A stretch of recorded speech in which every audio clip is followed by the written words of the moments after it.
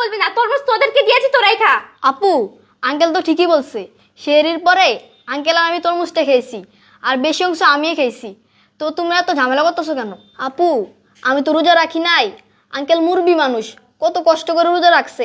আমার তরমুজটা আঙ্কেলকে দিয়ে দিই। না না বাবা, তরমুজটা তুমি খাও। আমার তরমুজ খাওয়ার স্বাদ মিটে গেছে বাবা। আমার ইফতারি করার স্বাদ মিটে গেছে। আমি বাইরে কোনোখানে ইফতার করব। 2 দিনের জন্য বেড়াইতে আসছিলাম, আমার বেড়ানিরও স্বাদ মিটে গেছে বাবা। আমার মনে হয় যে তুই এই বাড়িতে ভালো নেই। দাঁড়াও বাবা, কোথায় যাচ্ছ তুমি? তুমি কোথাও যাবে না এখান থেকে, এখানে বসো। বাবা, বাবা তুমি ঠিকই বলেছ, আমি এই বাড়িতে একদম ভালো নেই বাবা। কিন্তু কিন্তু তুমি এভাবে চলে যাবে কেন আমার বাড়ি থেকে? এতদিন পরে তুমি আমার বাড়িতে আসছো 2 দিন থাকবে বলে, কিন্তু এভাবে তো তুমি চলে যেতে পারো না। তুমি তুমি বলছো